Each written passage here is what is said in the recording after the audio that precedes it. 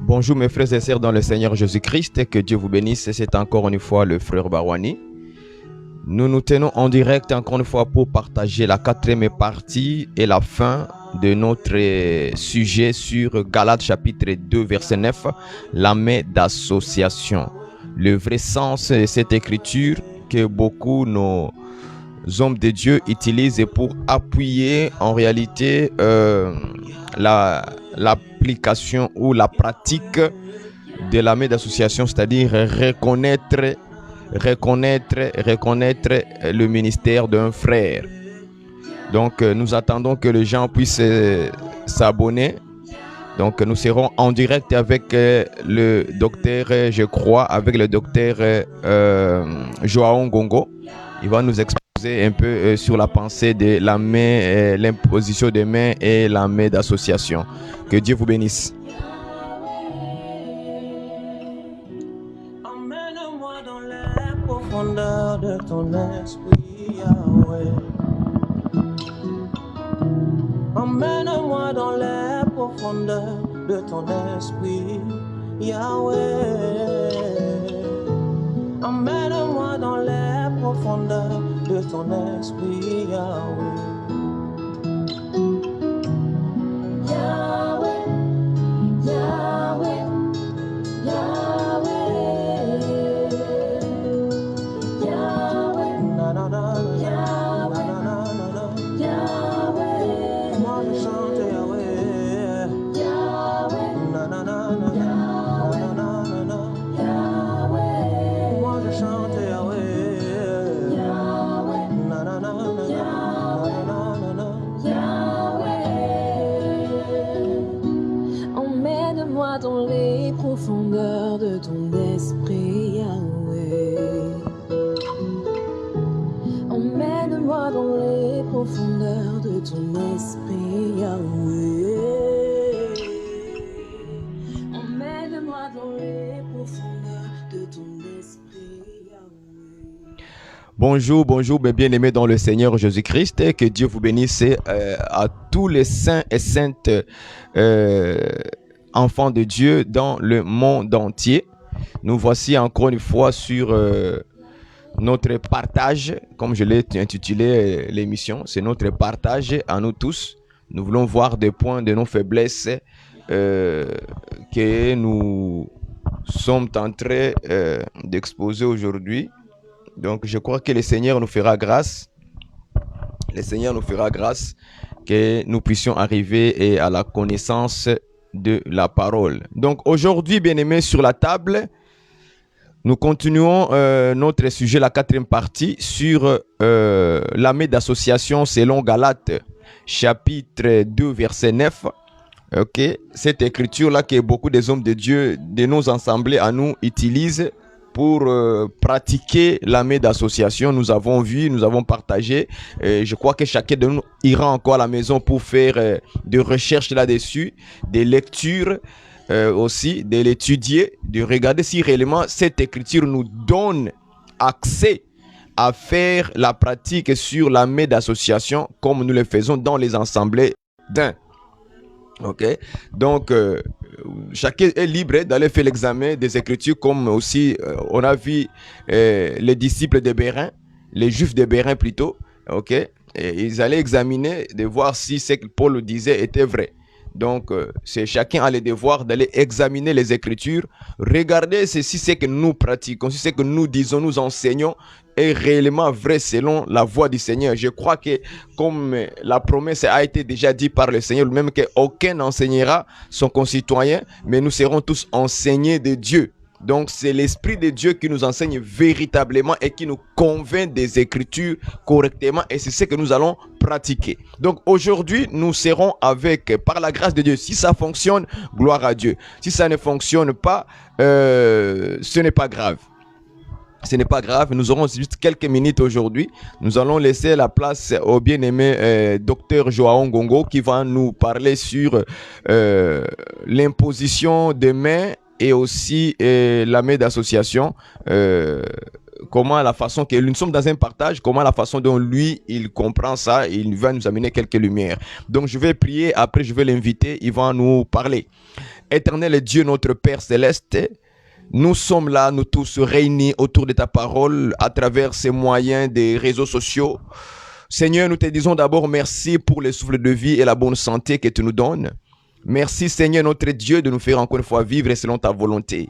Si nous sommes debout, Seigneur notre Dieu, c'est par ta grâce. Nous te demandons Seigneur de nous accompagner par le Saint-Esprit, de nous enseigner la vérité encore une fois aujourd'hui Seigneur.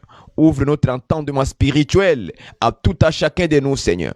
Que la joie, la paix, la douceur, l'amour de Dieu puisse se manifester pendant ce mois de partage. Et que toi Seigneur seul, que tu sois Seigneur au-dessus et en milieu de nous, Seigneur notre Dieu. Nous te demandons cela, Seigneur. Père éternel, enseigne-nous tes voies, comme dit ta parole, Seigneur. Au nom de Jésus-Christ, ainsi nous avons prié. Amen. Donc, nous n'allons pas tarder. Je vais arrêter ça, cette station de publicité de YouTube. Nous n'allons pas tarder. Je vais prendre l'invitation du docteur. Ou bien je vais l'inviter tout de suite. Je vais inviter Docteur Joao Gogo. Ok. Je l'invite. Je vais voir si ça va fonctionner. Si ça fonctionne, gloire à Dieu. Si ça fonctionne, gloire à Dieu. Moi, je vais rentrer dans ma page ici. J'ai déjà invité le docteur Joao Gogo pour nous exposer.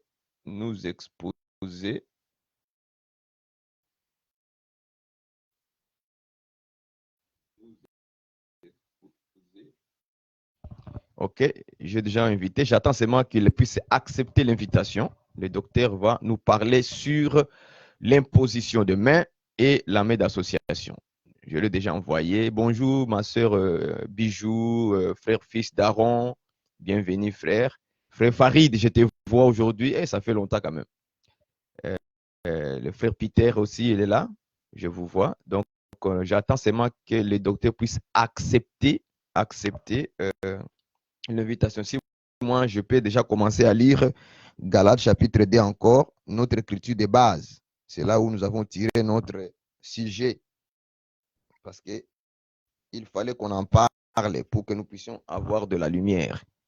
Je vois que le docteur n'a pas accepté. On a encore un petit problème, encore de connexion. Je lis l'écriture des Galates chapitre 2, verset 9. Selon lui, second 1910. Ayant reconnu la grâce qui m'avait été accordée, Jacques, Céphas et Jean, qui sont regardés comme des colonnes, des piliers, me donnèrent à moi et à Barnabas la main d'association, afin que nous allassions, nous, vers les païens et eux vers les circoncis. Point. Voilà un peu le sujet dans lequel nous sommes en train de débattre par rapport à cette écriture. Nous avions dû, je vais encore inviter l'homme de Dieu, Docteur Joao, j'envoie encore l'invitation. Je dis ajouter. Je ne sais pas comment ça va fonctionner. Donc, c'est comme si l'appareil qu'il utilise le téléphone, donc ça ne marche pas. Tandis que les autres, ça a fonctionné hier. Je ne sais pas pourquoi ça ne fonctionne pas. Donc, notre sujet sur Galates chapitre 2, verset 9, nous avons expliqué, moi j'ai donné ma compréhension sur l'écriture et je sais que beaucoup aussi peuvent avoir leur compréhension. C'est à eux de nous amener aussi l'interprétation sur cette écriture. Moi, je crois que cette écriture doit d'abord rester textuelle, c'est-à-dire noir sur blanc telle qu'elle est. On ne doit pas les donner une interprétation particulière à l'écriture parce que là, le bien-aimé Paul était en train de relater une histoire, une chose qui s'est passée dans sa vie avec les autres apôtres, Jacques, Céphas et aussi Jean. C'est comme ça qu'il expliquait aux Galates. Maintenant, je me suis posé encore la question suivante par rapport à cette écriture. Je me suis demandé, est-ce que pendant ces moments-là, quand Paul et Barnabas, suivez-moi très bien, quand Paul et Barnabas parlaient à Jacques, Céphas, qui est Pierre et Jean, quand ils relataient leur histoire, comment Dieu les a appelés, les a mis à part, selon Actes chapitre 13 là-bas, est-ce qu'ils étaient dans l'église? Est-ce qu'ils étaient avec l'église, c'est-à-dire avec tous les croyants, ou ils étaient seuls, les 5 personnes? Ça, c'est ma question que je me suis posée hier. Après, quand on a fini, je suis allé au travail. Je me suis posé la question, est-ce que c'était pendant les cultes, hein, comme nous on dit, pendant les moments des prières, moments de faire les cultes, ou c'était juste en catimini entre Paul, Barnabas, Jacques, Céphas et Jean, 5 personnes, entre ministres. Et j'aimerais que les gens aussi puissent me répondre s'ils ont une lumière là-dessus. Vous pouvez m'aider. Si vous avez une lumière là-dessus, vous pouvez m'aider aussi par rapport à cette pensée-là. C'est la question que moi je me suis posée hier.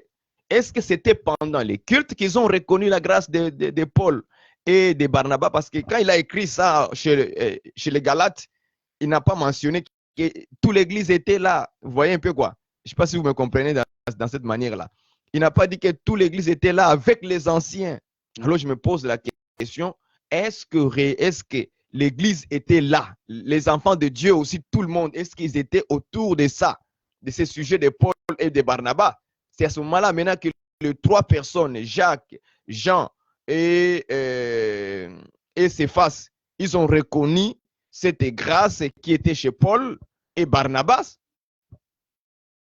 Si quelqu'un a une réponse là, une lumière là-dessus, il peut nous donner. Donc, et puis la deuxième chose que j'ai découvert dans les Écritures, je me suis rendu compte que, en tout cas, je peux me tromper, vous pouvez m'éclairer aussi. Je me suis rendu compte, bonjour ma sœur Thérèse, je te vois aussi. Je me suis rendu compte que dans la Bible, euh, reconnaître en fait le ministère d'une personne ne se fait pas souvent ou ne se faisait pas souvent avec plusieurs ministres ou plusieurs personnes. Je donne un exemple. Par exemple, Ananias, ok, selon les Écritures. Quand Jésus a choisi Ananias et quand Jésus a choisi Paul, il l'a amené à Damas, ok, on nous fait voir que Jésus-Christ va parler simplement à Ananias. C'est Ananias seul qui est allé à Damas pour faire la mission que Jésus l'a envoyé de faire chez Paul, jusqu'au point même de les baptiser. Est-ce que vous voyez ça? Je ne sais pas si vous me comprenez, hein, je peux me tromper. Hein. Vous pouvez aussi avoir une autre vision par rapport à ça. Donc là, on voit clairement que Ananias, on n'a pas écrit qu'Ananias était accompagné avec certaines personnes ou Ananias était accompagné par, comment dirais-je, par les anciens. OK? Bonjour mon frère Tristan. On n'a pas vu ça. C'est Ananias seul qui était parti. Ananias seul qui était parti à Damas pour imposer le main à Paul et que Paul, les écailles sont tombés, il a commencé à voir et il le fit baptiser, c'est Ananias. Mais par rapport textuellement parlant, hein, je parle là texte noir sur blanc, on n'a pas dit qu'Ananias est parti avec 2-3 personnes ou avec un groupe de gens. C'est comme si Ananias était parti seul. Moi, je crois que c'est Ananias qui a amené Paul maintenant vers l'église, les églises déjà qui existaient à cette époque-là, pour lui présenter que c'est notre frère. Bon, le docteur João Gongo me dit que je ne parviens pas à me connecter.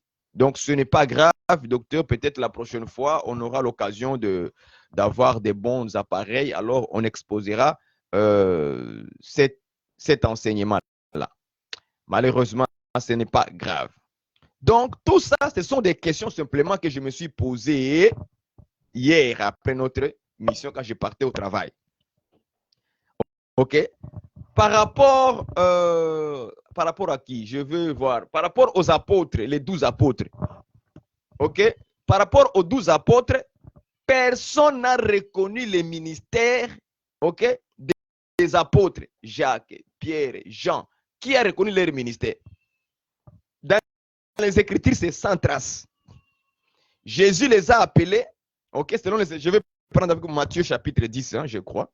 Matthieu chapitre 10.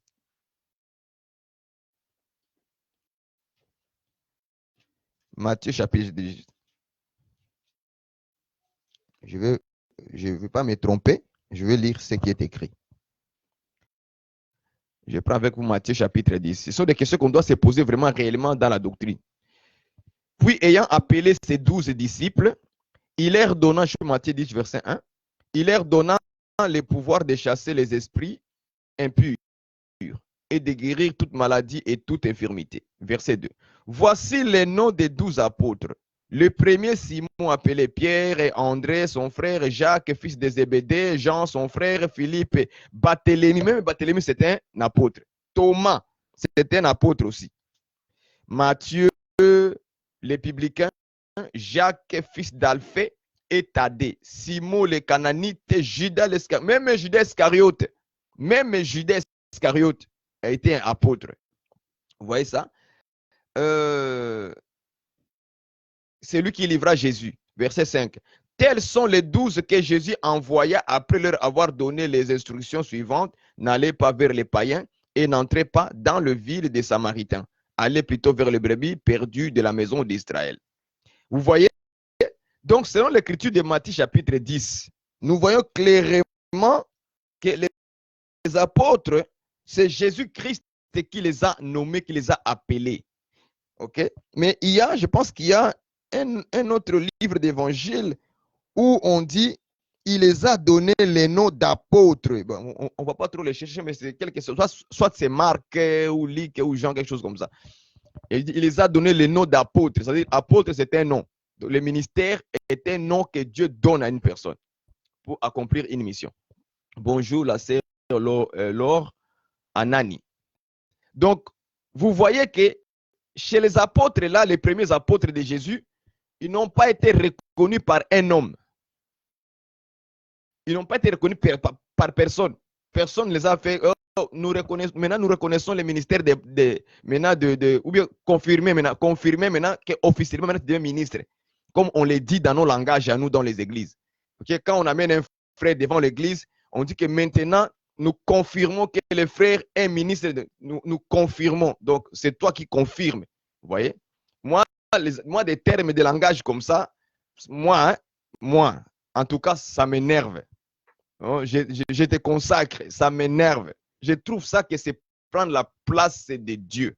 C'est prendre vraiment la place de Dieu. Pierre, les premiers apôtres, personne n'a fait une reconnaissance ministérielle par rapport à leur ministère. Personne. Bonjour mon frère Michel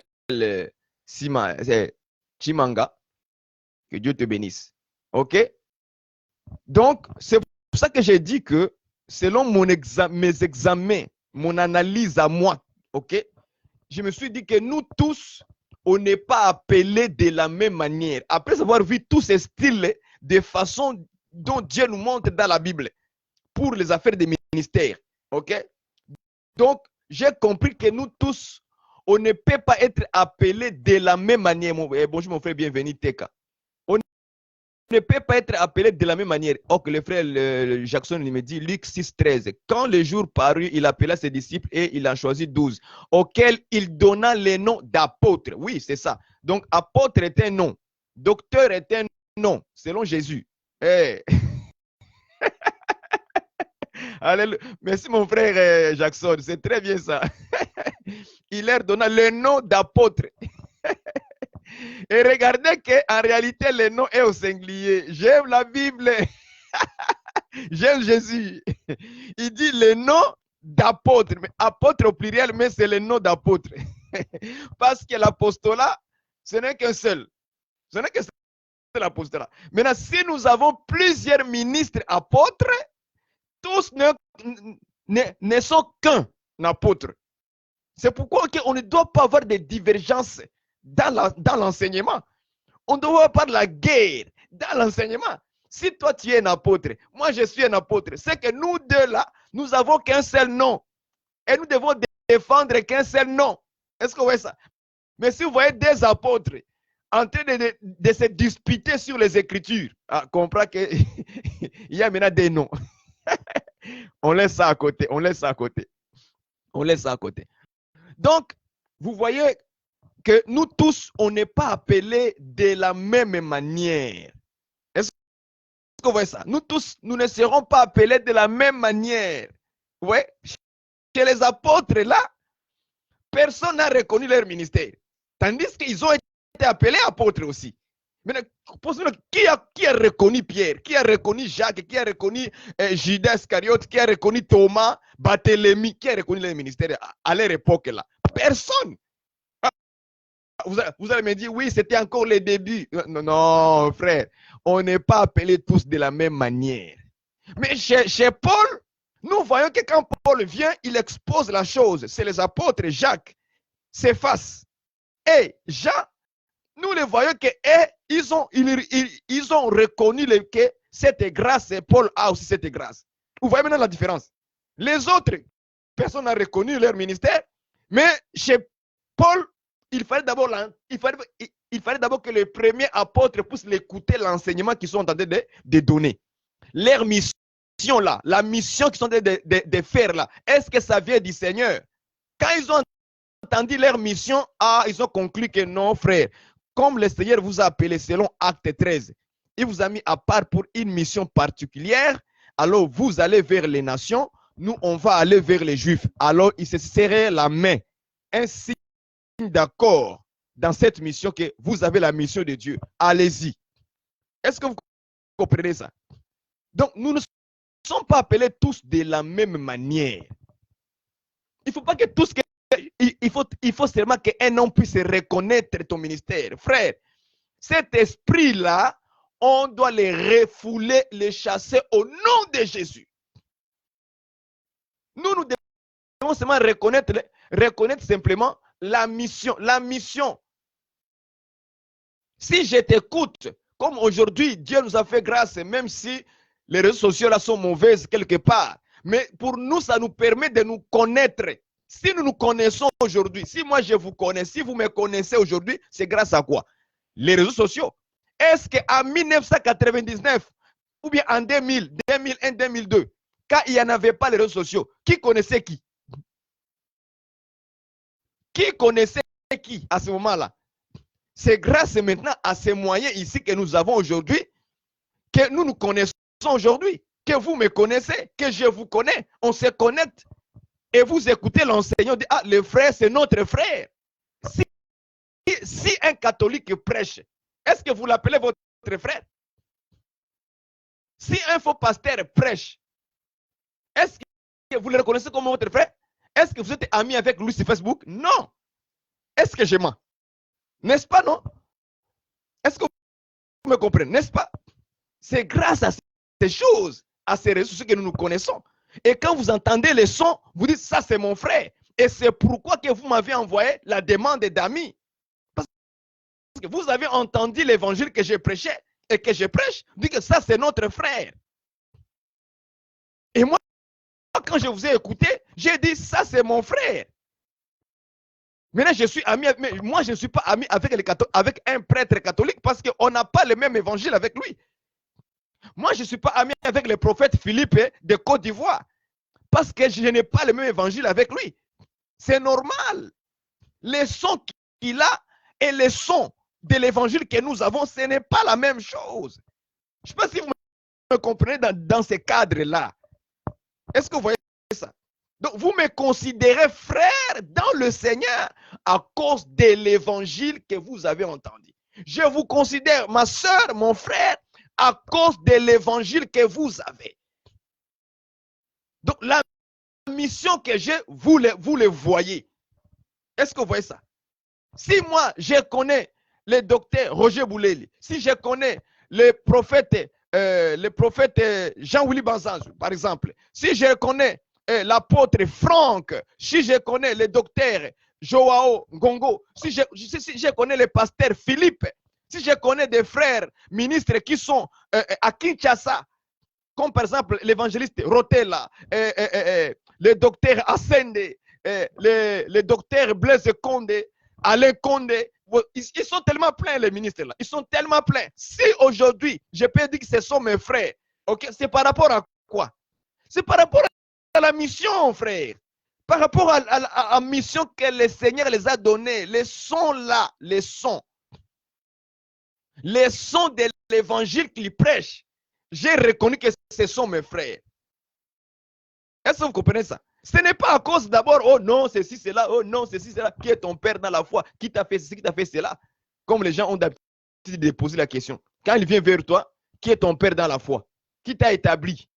Qui t'a reconnu ton ministère? Moi, je suis étonné les gens qui me posent de telles questions. Qui a reconnu ton ministère? Qui a reconnu mon ministère? Nous ne sommes pas appelés tous de la même manière et nous ne serons jamais tous appelés de la même manière. Jamais de la vie. Ça, il faut enlever dans votre tête. Il faut que les hommes de Dieu, en tout cas, je parlerai beaucoup sur les aînés. Il faut que nos ministres et les aînés, là, il faut qu'ils fassent ça dans leur tête. En pensant que tous doivent passer par eux. Tous doivent passer par eux. Il faut qu'eux puissent se reconnaître. Il faut tout le temps qu'ils puissent se reconnaître. Tout le temps. On est à la recherche de reconnaissance ministérielle. On est tout le temps à la recherche. Il faut que l'homme te reconnaisse. Il faut que lui connaisse. Si lui ne connaît pas, toi, tu n'es pas ministre. Tu restes disciple. Mais on a dit kilo, c'est qu'on ne comprend pas les mouvements de Dieu dans la Bible. C'est que nous lisons la Bible à l'envers. Au lieu de lire comme ça, mais on le lit comme ça, comme les catholiques. Parce que chez les catholiques, là, pour devenir prêtre, il faut que quelqu'un puisse t'établir prêtre. Mais chez nous, dans l'évangile éternel que nous confessons là, dans l'évangile de Christ, non, c'est Dieu qui consacre. S'il n'y a pas quelqu'un qui va te reconnaître chez Dieu, ce n'est pas grave. Ça, c'est moi qui l'ai dit. Si quelqu'un a un avis contraire, qu'il vient m'exposer les exemples aussi dans la Bible, qu'il me montre ça. Il y a des gens qui seront ministres, ok, qui deviendront ministres quand ils vont d'abord passer au pied des autres ministres. Il y aura des ministres comme ça. Mais nous tous, nous ne serons pas ministres pour passer par quelqu'un. Non. J'ai dit non et j'ai des exemples dans la Bible. Est-ce que vous voyez ça? Non. Il y a des gens, ils vont rester au pied comme des Timothée chez Paul, comme des Tite chez Paul, comme des Philémon chez Paul, qui étaient ses enfants qu'il a enseignés du début jusqu'à ce qu'ils ont grandi dans la foi avec lui. Jusqu'au point où Paul commençait même à confier l'église. Il a confié l'église à Timothée, à Éphèse. L'église d'Éphèse était dirigée par Timothée. Jusqu'au point où Paul commençait à envoyer Tite, va faire ceci à Crète. Parce qu'il avait déjà enseigné, il était assuré que ce sont mes fils qui suivent mon enseignement. Il y aura des gens qui seront comme ça dans leur vie. Avant d'être ministres, ils vont passer par quelqu'un. Mais il y en a d'autres, c'est Dieu qui va les appeler en dehors de tous les ministres. Si quelqu'un a un avis contraire, qu'il vient m'exposer avec les exemples de la Bible, que nous tous maintenant, on doit passer par un ministre. Nous tous, par un ministre. Là, on va créer le gourisme. Ça veut dire des ministres gourous. Là, on deviendra des gourismes. Ou bien des gouristes. De vrais gourous maintenant. Au centuple. Mais dans l'évangile éternel, dans l'évangile de Christ maintenant. Parce qu'on veut que tout passe par eux. Et parfois, j'ai remarqué que c'est la faute aussi du peuple. En donnant trop de gloire, d'honneur exagéré. Oui, on doit respecter les aînés. Oui, on doit respecter nos pasteurs, les hommes de Dieu. Mais pas exagérer. C'est ça que moi, je n'aime pas. Pas exagérer. Pas exagérer. Quand on commence à exagérer à l'excès, on sort dans l'ordre. Bonjour, maman Rodin. Bonjour, ma sœur, c'est Oran. Là, on sort. On commence à idolâtrer maintenant. Tout ça, l'homme de Dieu dit, oui, alléluia, oui, pasteur. Même si c'est une fausseté, même si c'est une fausse pratique, on est là, oui, non. Nous avons le devoir pour notre salut là. Chacun doit chercher le salut en regardant dans la Bible. Dieu, vous savez, dans la Bible, il y a ce qu'on appelle des exemples. Si on ne suit pas aussi des exemples, ok? Dans la Bible, il y a l'enseignement, mais il y a aussi ce qu'on appelle des exemples. Est-ce que vous voyez ça? Ce sont ces exemples-là, si vous les bafouez, vous les refusez, c'est que vous refusez les exemples que Dieu a permis que vous voyez l'exemple. Donc, l'exemple que vous devez imiter. Nous tous, on n'est pas appelés de la même manière. Paul n'a pas été appelé comme Pierre, comme Jacques, comme Jean. Est-ce que vous me comprenez un peu le langage que je parle? Paul n'a pas été appelé comme les autres. Lui, il a raconté Jésus en chemin. Jésus, il était déjà au ciel. Tandis que les Pierre et les Jacques ont été appelés, Jésus était encore sur la terre. Est-ce que vous voyez ça? Ils n'ont pas été tous appelés. Jusqu'à aujourd'hui, Dieu continue toujours à faire la même chose. Il ne nous appellera pas tous de la même manière. Il y a les gens qui sont là, il y a des frères qui sont là, des sœurs qui sont là, ont été appelés par Dieu, ils sont dans l'église catholique. Il y en a. Est-ce que vous voyez ça? Il y a les gens qui viennent de l'église pentecôtiste.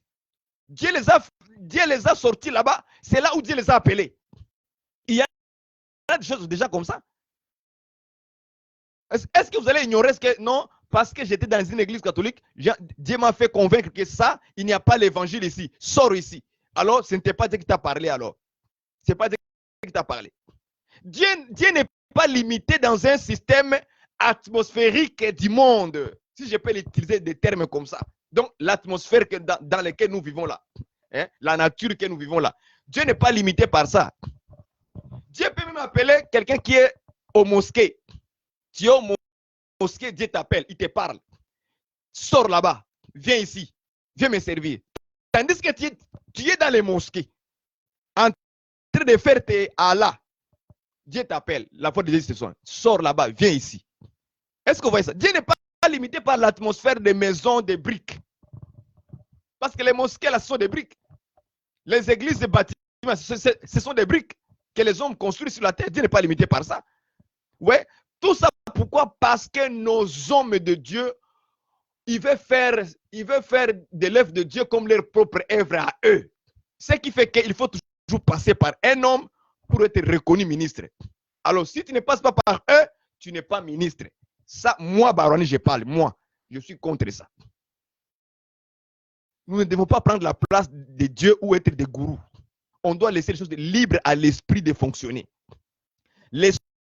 Jésus fait ce qu'il veut faire avec les gens.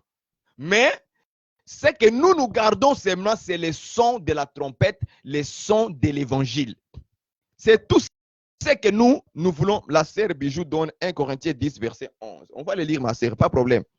On lit d'abord l'écriture. Moi, je respecte les gens qui donnent les écritures. Nous respectons. 1 Corinthiens 10, verset 11. Laissons le Saint-Esprit, Jésus-Christ lui-même fait son travail, s'il vous plaît. Ne prenons pas la place de Jésus. Voilà. Ces choses leur sont arrivées pour servir d'exemple et elles ont été écrites pour notre instruction et nous qui sommes parvenus à la fin des siècles. Vous voyez, ces choses ont été données pour nous. Ce sont des exemples que Dieu a mis dans la Bible pour que nous aussi, mon frère, ma sœur Mireille, frère Jacques, Philippe, que Dieu vous bénisse. Donc, ces choses-là, se sont été écrites comme des exemples en fait de nous instruire. Donc, si nous ignorons ces exemples-là de Dieu aussi dans la Bible, c'est que nous ignorons la parole même de Dieu. C'est Dieu qui a permis certaines choses, histoire de Pierre, de Jacques, soient écrites pour que ça nous serve de génération en génération, qu'on ne quitte pas dans les exemples de Dieu. Parce que Dieu a utilisé dans les Écritures, Dieu a utilisé la vie aussi des hommes pour nous donner des exemples. Si nous refusons ces exemples-là, on va inventer des pratiques que nous voulons faire et après on va mettre un homme de Dieu comme pape. Maintenant, pape, un nouveau pape dans l'évangile de éternel ou d'évangile de Christ. On va devenir maintenant, on aura notre pape bientôt.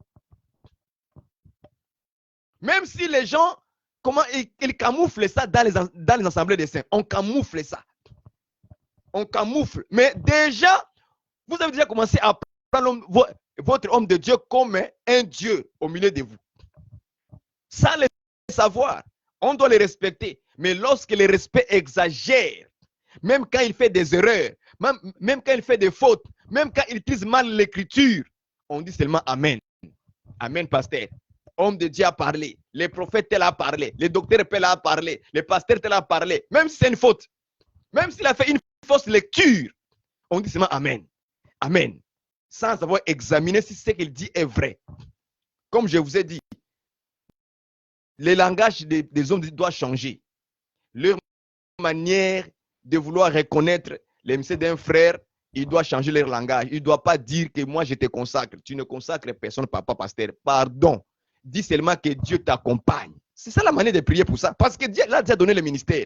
Dieu lui a donné, vous avez vu, vous avez reconnu, vous priez pour lui les frères, c'est tout. Dieu accompagne les bien-aimés. En puissance, en parole, qu'il soit fort, qu'il gagne les... C'est ça, les bénir comme ça, c'est tout ce que tu peux faire. Est-ce que vous comprenez ça? C'est tout ça, que Dieu les accompagne. Moi, en tant que ministre, je ne peux rien te donner, mon frère. Je n'ai pas le ministère dans mes poches. Je n'ai pas ça de ministère dans mes poches. Et c'est pourquoi maintenant, plus tard, j'ai remarqué que beaucoup de frères qu'on a nommés pasteurs et docteurs, évangélistes aujourd'hui sont des impudiques et l'homme de Dieu. J'avais entendu un jour un frère que j'ai bien aimé, ministre de Dieu, que j'éteins son nom. Lui-même, hein, il a dit ça dans ses prédications, pendant la prédication. Lui-même, il dit, je regrette d'avoir établi certains frères ministres. J'ai dit, ah bon? Vous voyez, il a regretté d'avoir reconnu le ministère plutôt, pas établi, mais reconnu le ministère de certains frères dans les assemblées.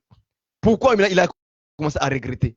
Parce qu'il a vu que plus tard, ils étaient encore dans l'impudicité, couchés avec les sœurs à l'église, abusés, ils ne sont même pas dans la doctrine véritablement.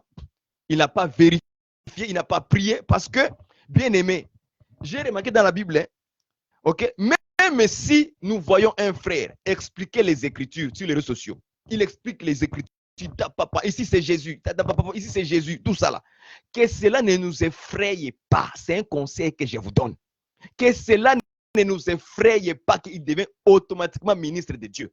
Parce que même un frère, simple frère fidèle, Dieu peut lui donner la révélation des Écritures.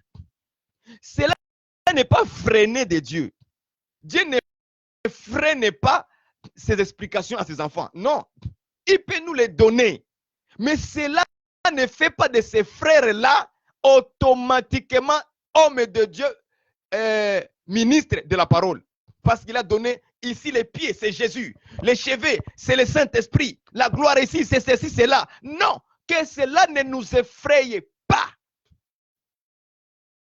Parce que le ministère, comme Paul l'a dit, selon la version française courant, c'est une tâche particulière que Dieu m'a confiée.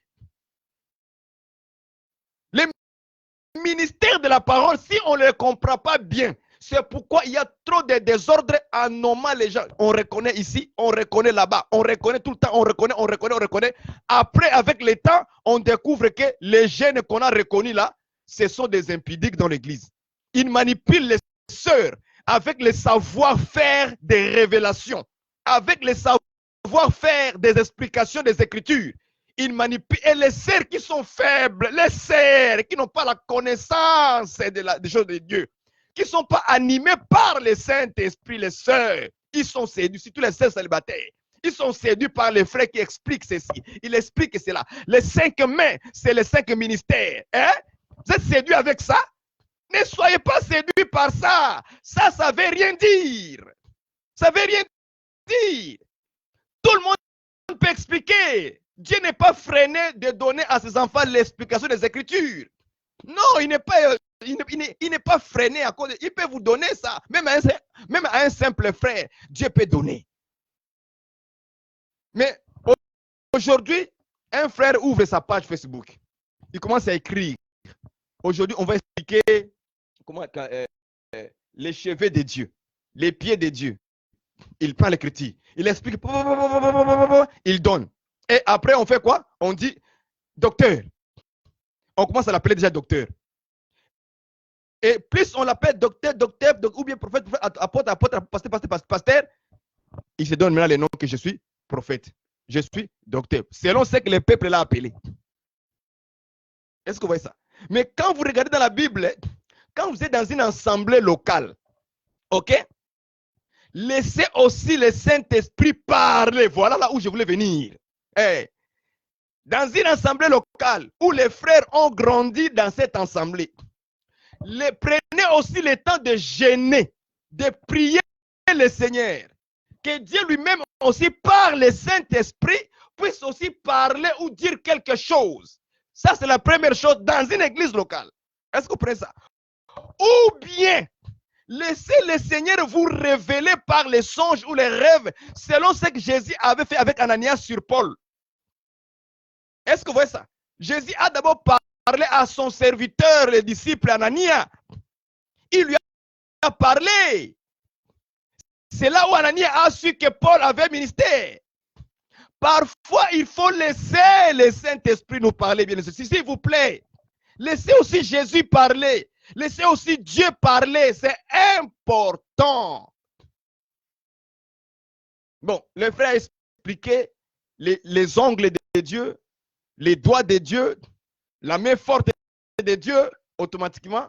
Après quelques temps, on les met au rang, comme les hommes de Dieu dit souvent. Maintenant, il est au rang des ministres maintenant, de la dignité. On l'amène devant toute l'église. On les présente. Et après, on prie pour lui. Il devient docteur. N'est-ce pas? Il devient apôtre.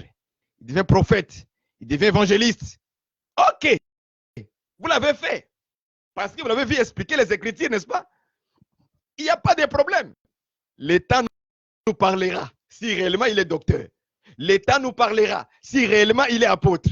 L'État nous parlera si réellement il est prophète. L'État nous parlera si vraiment il est évangéliste.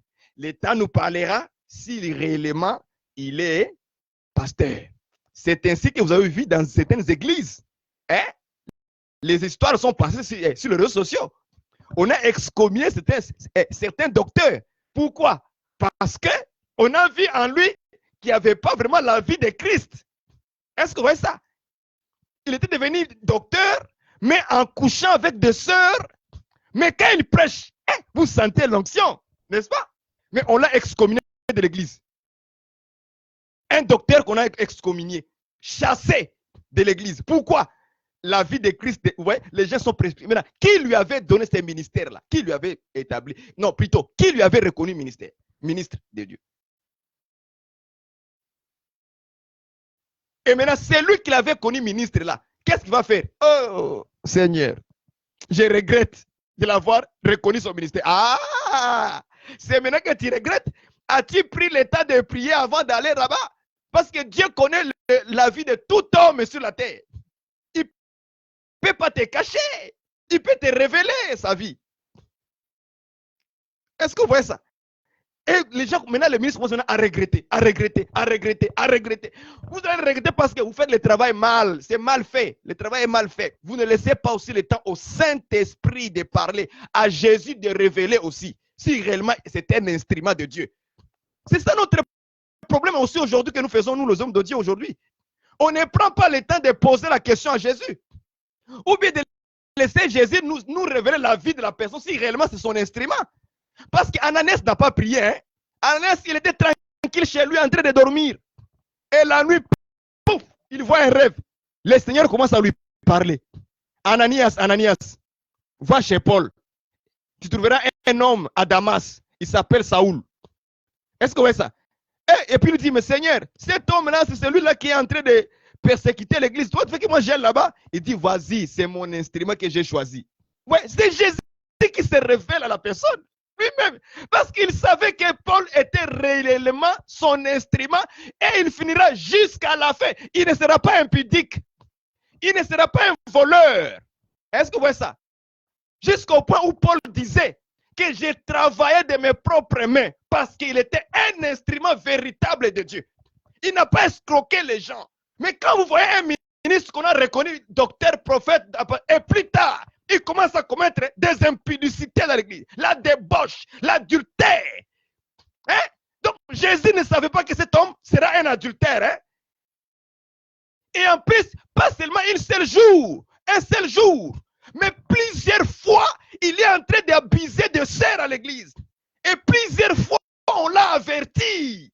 Mais qui est ce Jésus? Je me pose la question, qui est ce Jésus-là qui ne connaissait pas la vie de cet homme-là? C'est qu'il y a un problème de certains ministres que nous avons qui ont couru avec vitesse pour aller reconnaître un homme comme ministre. Et ils l'ont mis comme ça. Et plus tard, on a regretté, excommunié, les chassés de l'église. La question que je pose, c'est l'erreur de qui? De Dieu ou des hommes? Laissez hommes de Dieu, laisse le temps au Saint-Esprit aussi de parler. Laisse le temps aussi de Jésus-Christ de parler. Sinon, plus tard, tu vas regretter. Plus tard, tu vas voir, hey, je m'excuse, que Dieu me pardonne, que l'Église me pardonne. Comment ça? Parce que tu ne prends pas le temps. Hein? Ayons le temps du Saint-Esprit. Dans la Bible, je vois que certaines choses, c'est le Seigneur lui qui parlait à ses serviteurs. Celui-ci, c'est mon instrument, c'est mon serviteur. Laisse-lui confirmer un peu. Et là, tu sauras maintenant comment t'orienter avec le Seigneur, comment faire maintenant le travail correctement. Est-ce que vous voyez ça? Quand on a choisi Paul et les autres, Paul n'était pas devenu un voleur, un escroc, un impudique. Non, on a vu la marche, sa vie. Il a même expliqué sa vie dans la Bible. Il a même l'expliqué dans les Écritures. Il dit à Timothée, tu connais ma vie, tu connais ceci, tu connais comment je marche, tu connais ma foi, tu connais ma douceur, tu connais mes persécutions. Quand vous posez la question à Tite, je te dis que cet homme-là, il craignait réellement Dieu jusqu'à la fin parce qu'il était l'instrument véritable de Dieu. Bon, le docteur Johan me dit il va essayer de relancer l'appel. Pas l'appel, parce que si tu m'appelles, moi je suis en direct, hein, si tu m'appelles, ça va se couper. Vous voyez? Mais si tu envoies l'invitation de faire... parce qu'il fallait quand même qu'on écoute le docteur sur... bonjour frère Paturel, frère Gilles, bienvenue. Donc, voilà un peu en général sur ce dossier-là de... comment on appelle ça? L'armée d'association, ça nous amène dans tous ces sujets-là en général. Il y a plein. Donc, vous voyez comment un petit sujet, un petit verset peut nous amener plusieurs éléments à l'intérieur. C'est comme ça que Dieu fonctionne. Il peut donner une seule phrase, mais à l'intérieur, plusieurs voix. Il peut expliquer d'autres choses dedans à l'intérieur. Un verset, Galates 2, verset 9, mais ça nous amène à voir plusieurs choses. Je vois ici des demandes. Docteur, ok, j'accepte le docteur Joao Ngongo. Je vois que si ça va marcher, je vais lancer l'invitation au docteur. Si ça marche, gloire à Dieu. Oh là là, j'aimerais que ça marche. Oh là là. J'aimerais que ça marche, docteur. Qu'est-ce qui se passe, Seigneur? Aide-nous. Aide-nous. Nous sommes faibles, Seigneur. Aide-nous, Seigneur. Tu contrôles même la technologie, tu contrôles. Même la technologie, tu peux le contrôler, Seigneur. Tu peux tout. Tu peux tout. J'aimerais que ça fonctionne, qu'on écoute l'homme de Dieu. Oh là là. Aïe, aïe, aïe. Ça refuse, ça refuse. Oh Seigneur, que Dieu nous aide. Voilà bien aimé notre partage de ce soir. Je ne serai pas très long, comme je l'ai dit. Je pense que si ça ne fonctionne pas avec le docteur, comme c'était lui que je voulais qu'il parle, bon, j'ai pris sa place un peu pour vous amener dans une autre enfer. Vous allez vous poser plein de questions. Je sais qu'après ces émissions, vous poserez beaucoup de questions. Ah, la connexion échoue encore. Docteur, moi je crois que ça ne fonctionnera pas. Je ne sais pas si c'est ton appareil, parce que d'autres appareils de nos bien-aimés hier, ça a bien fonctionné. Ça a bien fonctionné hier. Je ne sais pas pourquoi pour toi, depuis qu'on a commencé à essayer. Bonjour mes frères Mehdi, les saints, Maonier Chaud, notre bien-aimé qui est le docteur qui est ici à côté de moi à Edmonton.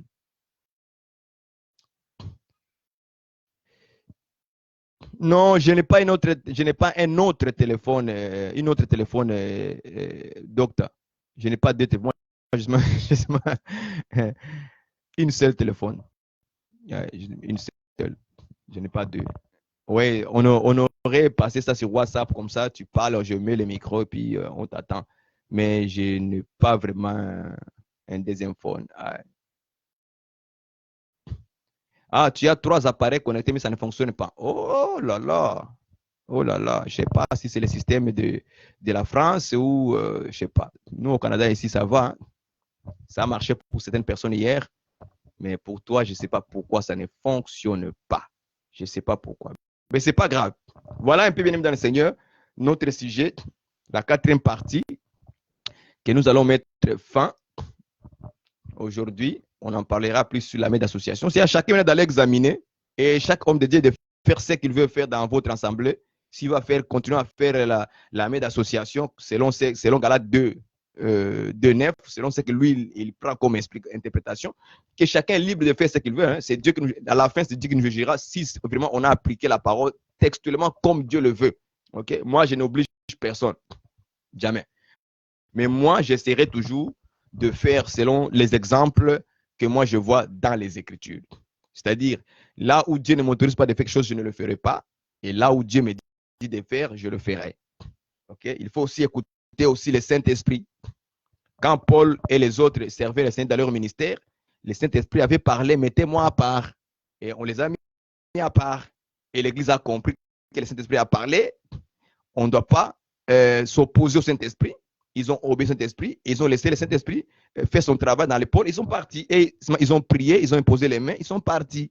Ils ont libéré Paul et Barnabas quand le Saint-Esprit a parlé. Donc, laissons aussi la part du Saint-Esprit de nous parler. C'est aussi important dans le ministère. Là, je parle pour ceux qui grandissent dans une église locale. OK?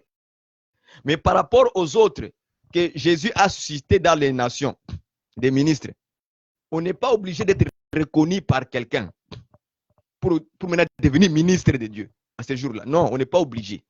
OK? On n'est pas obligé. C'est Dieu qui le fait de sa manière. Il choisit un homme de Dieu en Amazonie. Il choisit. Au Canada, en France, ou peu importe les lieux, il peut citer un homme de Dieu qui vient de nulle part, qui vient en dehors. La Sèvre, je dis, je suis de votre avis, docteur. Il est en dehors de Pierre, de Jacques, de Jean. Dieu peut choisir un ministre là-bas, il l'amène comme Paul. Est-ce que vous voyez? Maintenant, c'est que nous les autres maintenant, qui ont été avant lui peut-être, ou bien qui viennent de faire connaissance avec lui, on doit seulement écouter les sons de l'évangile qu'il donne. Si réellement le son est bien, on va dire que c'est notre frère. Tout simplement. Mais si le son n'est pas bien, on va s'éloigner comme le prophète Philippe de Côte d'Ivoire là. Qu'est-ce que nous on fait? On s'éloigne de lui tout simplement. Parce que ce n'est pas notre frère. On ne le reconnaît pas comme prophète. Est-ce que vous voyez ça? Parce que si c'est le cas, qu'il faut commencer à faire des mains associations partout avec tout le monde, ça veut dire que tous les exemples que Dieu a donnés dans la Bible seront des faux exemples. Or, ces exemples ont été écrits pour notre instruction. Est-ce que vous voyez ça? Mais pour ceux qui sont au pied d'un serviteur de Dieu dans une église locale déjà, vous grandissez avec lui. OK? Dieu aussi doit parler à cet homme. Si, là, je dis Dieu dans sa volonté, dans sa souveraineté, il peut se révéler à cet homme de Dieu pour dire que celui-ci, c'est mon serviteur. J'aimerais qu'il fasse le travail comme ça pour moi. Est-ce que vous voyez ça? Si c'est dans ces cas-là, gloire au Seigneur. Mais un homme de Dieu ne peut pas s'élever seulement comme ça parce qu'il voit les frères exhorter. Directement, il dit, tu es pasteur. Non. Non. Par ses propres dans sa volonté, parce qu'il est ministre simplement. Parce que c'est lui qui est le pasteur là-bas. Alors, il faut toi exhorter aujourd'hui, demain, après une année, 3 ans, 4 ans, 5 ans après, bon, tu deviens pasteur. Non, c'est Jésus qui doit lui donner le ministère de pasteur. Et maintenant, toi, tu dois voir l'œuvre, c'est ça. Fais l'œuvre d'un évangéliste, fais l'œuvre d'un pasteur. Si toi, quand tu vois l'œuvre, tu dis, ah, la confirmation maintenant. C'est que j'ai pensé, il est vraiment pasteur. Ah, c'est que j'ai pensé, il est vraiment prophète. Moi, je me rappelle à l'époque, je pense, l'homme de Dieu, il m'écoutait comment je prêchais. Là, c'était avant que je devienne vraiment ce que je suis en train de faire aujourd'hui. Donc, je commençais déjà je me rappelle, moi, vous savez, l'affaire des docteurs, là, ce n'était pas venu comme ça, là. Non, non. Ce n'est pas comme si je dormais, puis je me suis réveillé, je suis docteur. Non. Moi-même, quand j'étais dans l'église pentecôtiste, ok? Parce que c'est là où je viens. Parce que moi, je viens d'abord de l'église catholique, qu'on appelle ça néo-apostolique. Je ne sais pas si vous connaissez ça, l'église néo-apostolique. C'est là où je viens, moi. J'ai quitté là-bas, je suis allé dans une ville pour travailler. En arrivant là-bas, j'écoutais un homme de Dieu qui prêchait et je me rappelle toujours la parole qui m'a mené à la repentance, c'est Adam, où es-tu? Jusqu'aujourd'hui, ces mots-là est resté dans mon cœur. Adam, où es-tu? Quand j'ai écouté pour la première fois, j'ai pensé que c'était à moi qu'on parlait, Barouani, où es-tu? Tu comprends, tu vois comment Dieu fait les choses. Cet homme de Dieu-là, quand il prêchait, j'ai écouté Adam, où es-tu? C'est la seule. Il a prêché beaucoup de choses, mais c'est la seule phrase que moi j'ai retenue. Adam, où es-tu? Et je me voyais comme si c'était moi qu'on parlait. C'est comme si on disait, Barouani, où es-tu? C'est comme si le Seigneur me disait, Barouani, où es-tu à ce moment? Parce que moi, j'étais aussi rappeur. J'ai dansé la musique de Michael Jackson. J'avais les cheveux frisés, comme Michael Jackson, avec un petit chapeau en noir, avec les gants blancs. Je le faisais, mes frères et sœurs.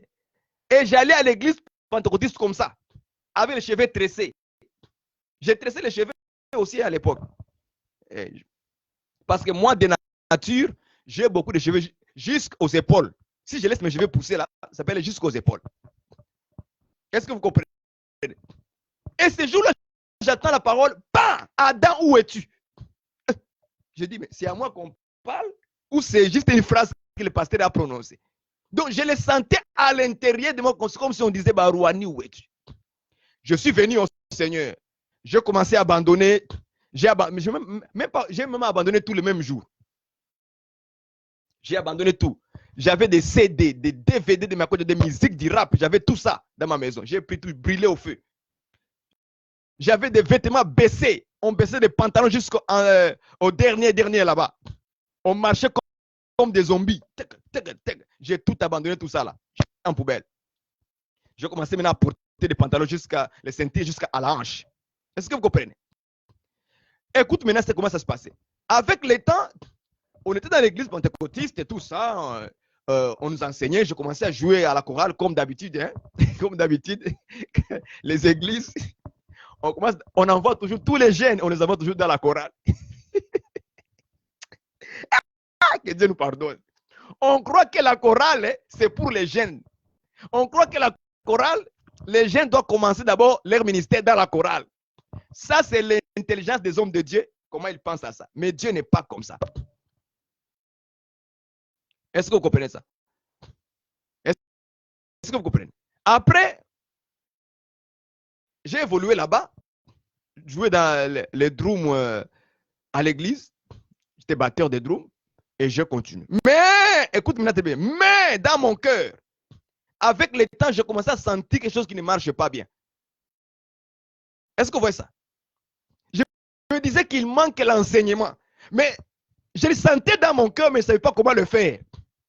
Et comme dans toutes les églises, il y a toujours une organisation déjà faite. Il faut suivre cette directive-là. Mais à l'intérieur, je sentais que je devais enseigner. Mais je n'avais pas le pouvoir. Parfois, j'avais même peur. J'avais même peur parfois. J'ai dit, mais je vais faire comme ça comment? En parler au pasteur, je ne pouvais pas. Mais à l'intérieur, je sentais, non, il faut que je donne l'enseignement. Mais comment? Je ne sais pas. Les temps ont passé, je me suis freiné, je me suis freiné. J'ai quitté l'église pentecôtiste. J'ai voyagé, je suis retourné dans la ville de mes parents.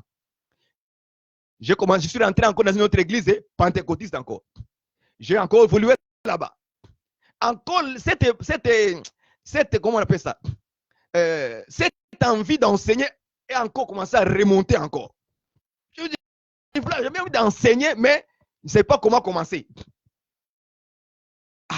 Mais je continue toujours à lire les Écritures. Et quand je lisais les Écritures, je vois des choses. Mais comment je vais parler à l'homme de Dieu? Parce que les hommes de Dieu congolais aussi, parfois, ils sont durs.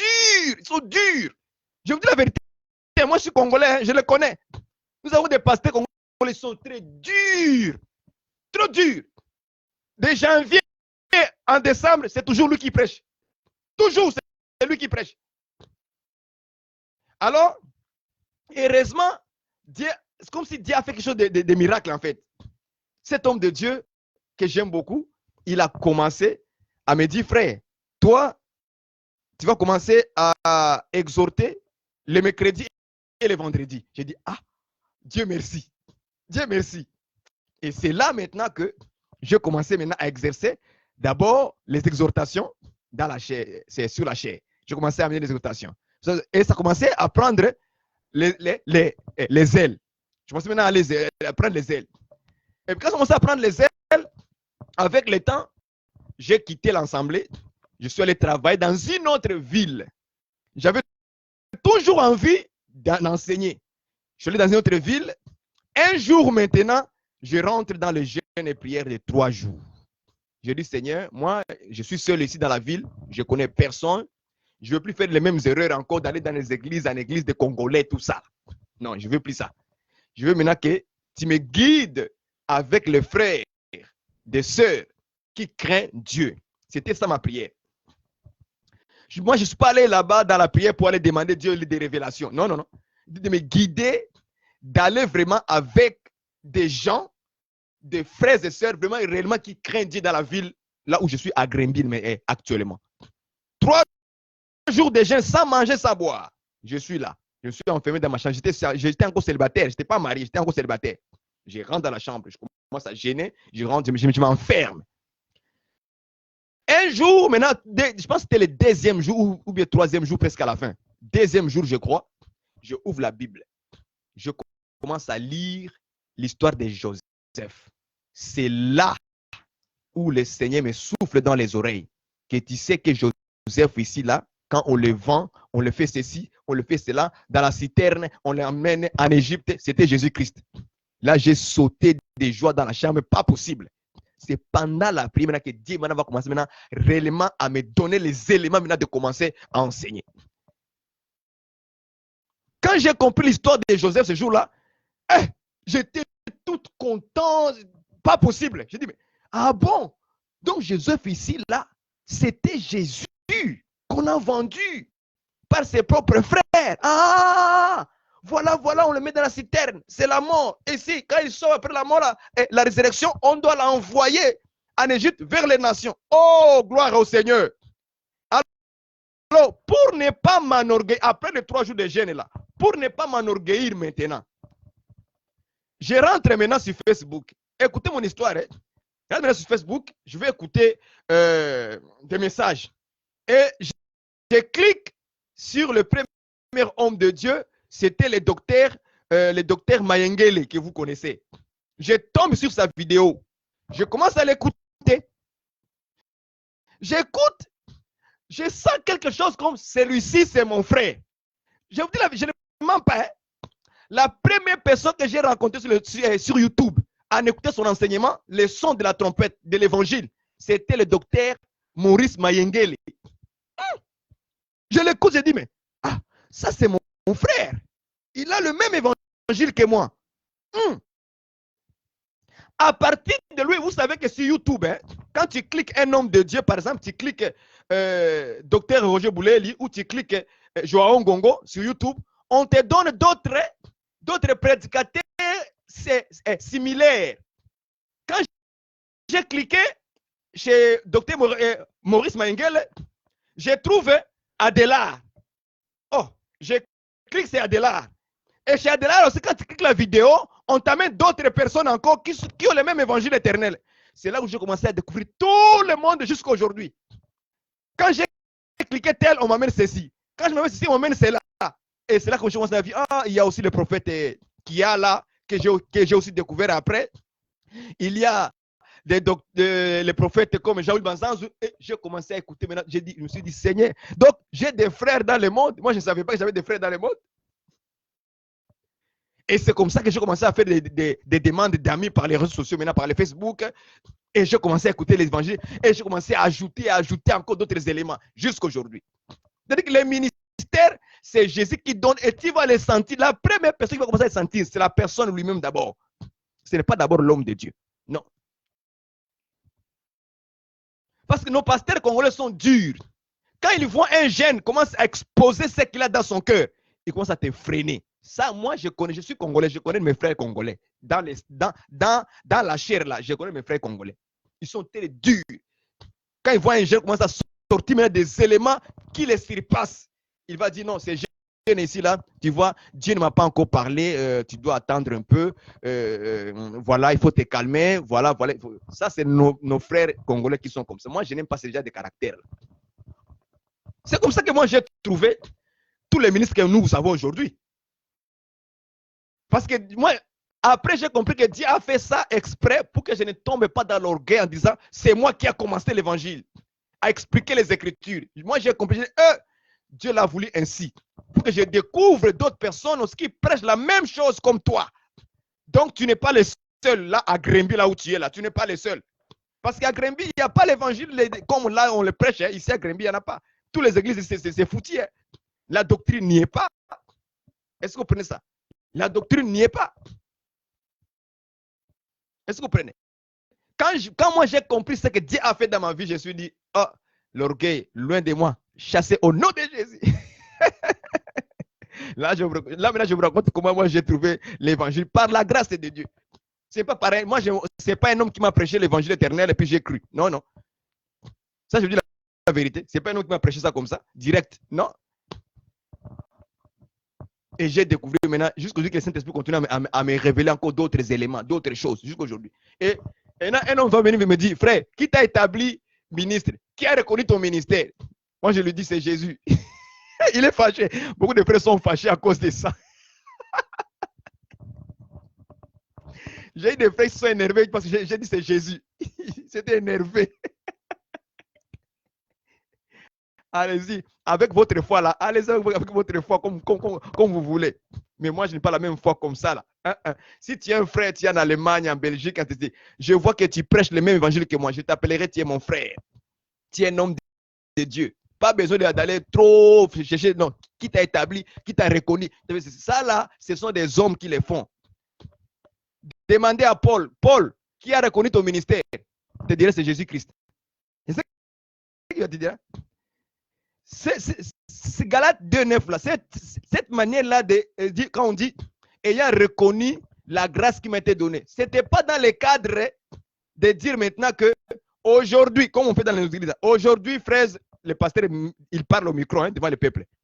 Aujourd'hui, nous rendons grâce à Dieu, notre frère, il devient ministre.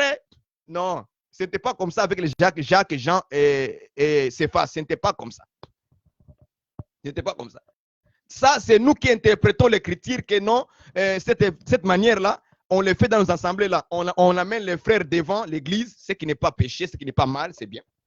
On l'amène devant l'église et puis on dit maintenant, on prie pour eux. Après avoir prié tout ça, on fait les choses là qu'on fait. D'accord, c'est passé. Mais après, un homme de Dieu prend le micro et dit, vraiment, nous rendons grâce à Dieu. Nos frères ici présents, maintenant, ils deviennent ministres de Dieu. Nous appelons chacun de nous de venir devant pour les saluer, pour les féliciter. Avec Paul, ce n'était pas comme ça. Hein. Là, je vais encore énerver les gens. Désolé, ça me fait rire parce que moi, je me sens dans la joie. Moi, je suis libre. Je ne suis pas lié par quelqu'un. Je suis libre de m'exprimer. On est dans un partage. C'est un partage. Je suis libre, frère. Que le congolisme quitte notre pensée. Que l'Esprit de Dieu prenne la place à sa place pour nous conduire librement. Librement, frère. Librement. Docteur Joao me dit, Jean 17, Jésus dit, j'ai prié pour vous et pour les gens qui croiront de la parole qui sort de votre bouche. Bon, docteur, je ne sais pas pourquoi tu me donnes ces versets-là, mais je crois que ces versets de Jean 17 dans la prière de Jésus, oui, c'était par rapport d'abord à l'écriture. D'abord à l'écriture, textuellement, Jésus à ce moment-là, il avait 12 apôtres. Donc, qui étaient vraiment les fondements de Jésus. Parce que les 12 apôtres, c'est le fondement de Jésus. Ouais, c'est son fondement à lui qui va, mettre en eux, il va mettre des paroles dans leur bouche. Et alors, tous ceux qui croiront en Jésus par eux, par les apôtres. Maintenant, les apôtres n'ont pas seulement la parole parlée. Les apôtres, Jésus n'a pas donné chez les apôtres seulement la parole parlée, mais il les a aussi donné aussi les exemples, c'est-à-dire leur vie. Ok, leur vie aussi, c'est pour Jésus. Voilà. C'est pour ça que Paul a dit, ce n'est plus moi qui vis, c'est Christ qui vit en moi. C'est-à-dire que même leur vie là, ok, que Jésus a permis que ce soit écrit là, ok, c'est pour nous donner des exemples aussi pour nous. Je ne sais pas si j'ai mal parlé, hein, disciple, homme de Dieu, quelconque, dis-moi si j'ai mal parlé. Jésus a donné la parole aux apôtres, mais il ne les a pas donné seulement la parole parlée, mais aussi leur vie. C'est une parole de Jésus aussi. Ce sont des exemples qui nous vont nous servir. C'est pour ça que j'ai dit que nous ne sommes pas tous appelés de la même manière. C'est la manière que Jésus a appelé les apôtres dans Luc 6 qu'on a lu, Matthieu 10. Ok? C'est toujours Jésus qui les a appelés, n'est-ce pas? Il a appelé les 12 apôtres. Mais c'est le même Jésus qui a appelé Paul à côté. Vous voyez ça un peu quoi? Vous voyez l'exemple? C'est le même Jésus qui a appelé aussi les apôtres. L'apôtre Paul plutôt. C'est le même Jésus qui a appelé Barnabas. C'est le même Jésus qui a aussi parlé à Ananias. Le même Jésus. Hein? Ce n'est pas des Jésus, c'est le même Jésus. Donc Jésus n'a pas donné seulement la parole aux apôtres pour que nous croyions, mais même leur vie, c'est notre exemple à nous. Ça doit nous, c'est la parole aussi de Jésus aussi. Alors si nous refusons les exemples de la vie des apôtres, c'est que nous refusons aussi la parole aussi de Jésus à travers leur vie. Donc nous tous, on ne sera pas appelés de la même manière. Comme je l'ai dit, il y a des gens qui seront dans une église locale, il faut commencer là-bas, il faut grandir là-bas. Et Dieu peut les appeler là-bas, comme ministre de la parole. Mais d'autres, ils viendront de loin, d'ailleurs, que nous, ici au Canada, on ne connaît pas, que toi, tu es là-bas en France, tu ne connais pas, que l'autre qui est en Afrique du Sud, qui ne le connaîtra pas. Mais Jésus l'a appelé aussi là-bas. C'est le même Jésus. Mais nous, ce qu'on doit faire, c'est écouter les sons. C'est ce que j'ai dit. Écouter les sons de l'évangile. Ah, il a le même évangile comme nous, c'est notre frère. Dites-moi, pourquoi on n'est pas amis avec les branhamistes? Pourquoi on n'est pas amis avec les prophètes de Côte d'Ivoire, Philippe? Pourquoi on n'est pas amis avec lui? Parce qu'on on a écouté les sons, on n'a pas le même évangile. Est-ce que vous comprenez? C'est à cause de ça qu'on n'est pas frère avec eux. Mais entre nous, on entend les sons, on se dit c'est mon frère. C'est ma soeur. Parce qu'il a l'évangile aussi, il a la doctrine. Moi, je crois ça comme ça. On est dans un partage, hein? On n'est pas chacun libre de s'exprimer, de donner les éléments. Moi, je crois que Jésus, il fait ce qu'il veut, dans le ciel et sur la terre. Comme nous, on est sur la terre, donc il fait tout ce qu'il veut, d'appeler quelqu'un comme il veut, à l'Amazonie, au Mexique, au Brésil. Moi, je crois que j'ai des ministres au Brésil. Il y a des ministres en Amazonie. J'ai vu des photos sur Instagram, des photos des sœurs, des frères qui sont dans la sainte doctrine que nous, on ne connaît pas. Je l'ai vu sur Instagram, je les ai vus. Ils sont bien habillés, longue robe, foulard à la tête. Oh, je dis, mais même au Brésil, il y a des gens qui s'habillent comme ça. Le Brésil est reconnu comme un pays le plus impudique. Là où l'impudicité est à un grand niveau. Mais j'ai vu qu'il y avait un groupe de gens qui s'étaient bien habillés de longues robes. Les vêtements portés jusqu'au cou. Les sœurs, bien habillées avec des foulards à la tête. Je me suis dit, ah bon, même au Brésil. Est-ce que vous comprenez ça? Donc, Jésus, il a dans tous les coins du pays, Jésus a ses enfants, Jésus a ses serviteurs, et il prêche la même sainte doctrine. Alors, qui suis-je moi? Parce que je suis ministre au Canada, ici à Grenby, principalement à Grenby, je dois refuser ceux qui sont au Brésil. Non, non, non, toi tu n'es pas homme de Dieu. Non, je l'ai écouté. Son enseignement, c'est la même chose que moi je prêche ici à Grenby, ici au Canada. Pourquoi refuser qu'il n'est pas homme de Dieu? Maintenant, c'est que moi je dis, c'est ayant reconnu la grâce, moi aussi je reconnais ta grâce, que tu as quelque chose que Dieu t'a donné. Cette manière de dire que je reconnais, ce n'est pas pour venir maintenant dans l'église te présenter, dire voilà, l'homme de Dieu, telle personne, voilà, voilà, voilà. Aujourd'hui, maintenant, nous le reconnaissons dans notre église qu'il est homme de Dieu. Ce n'était pas comme ça avec Jacques, Céphas et Jean. Ils ont seulement écouté, ils ont dit, ah frère, tu as la grâce. Nous reconnaissons que tu as la grâce de Dieu. Mais la question que j'ai posée au début, est-ce que c'était pendant les cultes, Galates 2, est-ce que c'était pendant les cultes ou c'était simplement les cinq hommes de Dieu qui sont mis ensemble pour parler? Alors, j'aimerais que quelqu'un puisse nous donner la lumière là-dessus pour qu'on puisse avoir la lumière comme ça. On va changer notre manière de croire. J'aimerais avoir la lumière là-dessus. C'est partage et quand ça sonne un son confus, nous devons partager. Oui, docteur, je sais que tu as un avis contraire, mais les défauts de l'appareil. Attends, je vais essayer avec le frère Mehdi. Mehdi m'envoie un peu une demande. Je vais le voir si ça, parce que lui aussi, il est au Canada. Je vois que si ça va fonctionner. Le frère Mehdi, je t'ai envoyé l'invitation comme tu m'as envoyé, je l'ai accepté. Oui, docteur, je sais que si les sons sont confus, nous devons partager. Il n'y a aucun problème, nous sommes dans un partage, bien aimé. Docteur Joao Ngongo, je sais que tu as un autre avis contraire, je sais. Mais quand même, dis-moi si j'ai mal parlé. Si j'ai mal parlé, je vais rectifier tout de suite en direct. Tout de suite en direct, je vais rectifier ça. Tout de suite. Mais montre-moi là où j'ai mal parlé. Nous ne pouvons pas tous appeler de la même manière. On ne sera pas tous appelés de la même manière. Mais la doctrine reste. La doctrine reste. Ah, je vois mon frère Mehdi. Ah, shalom. Docteur dit pourquoi Paul allait vers les gens qui étaient les plus considérés. Ok, on va y répondre, docteur, il n'y a pas de problème. On va y répondre. Oui, tu as mal parlé. Il me dit que j'ai mal parlé. Maintenant, j'aimerais que tu me dises qu'est-ce que j'ai mal parlé. Comme ça, je vais rectifier. C'est ça que j'ai dit. Donc, bien aimé Mehdi, vous avez la parole. Ah, nous allons... Shalom, shalom, vous m'entendez?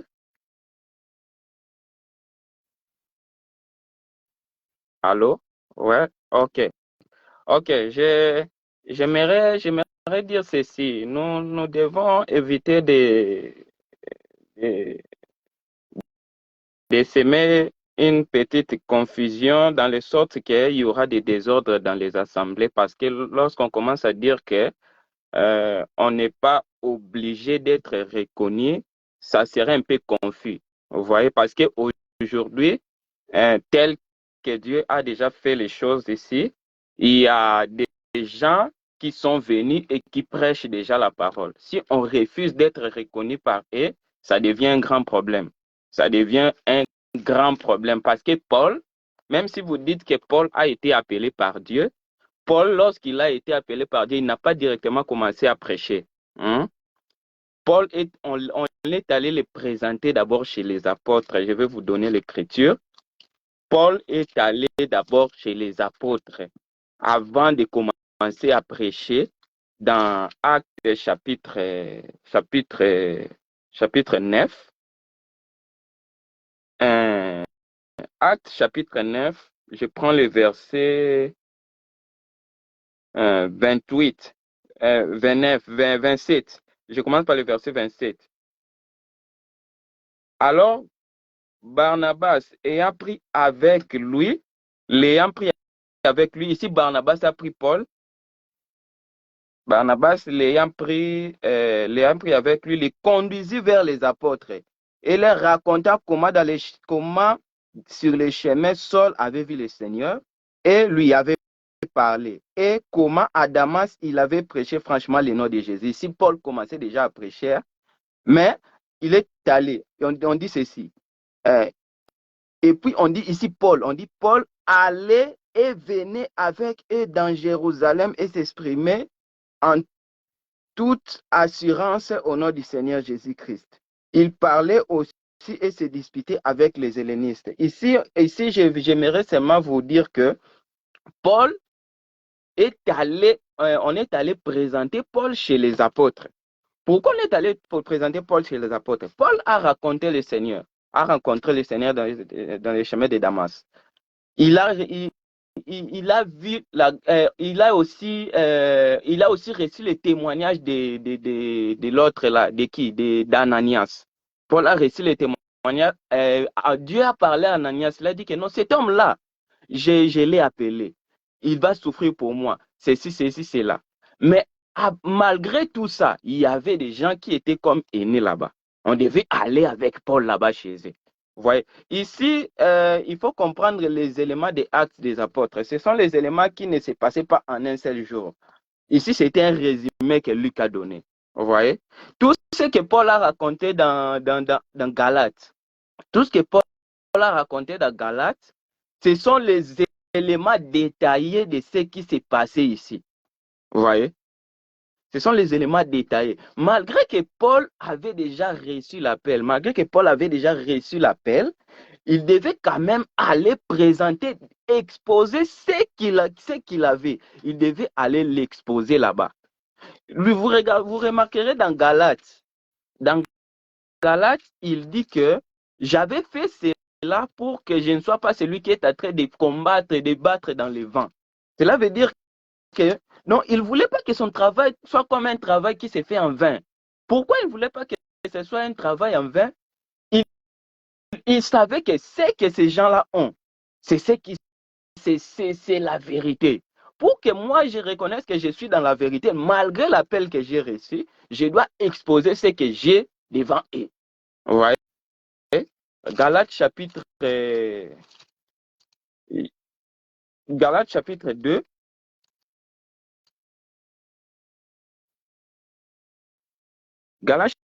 chapitre 2, le verset 2. Et c'est fait d'après une révélation que j'ai montée, j'ai leur exposé l'évangile que j'ai prêché parmi les païens.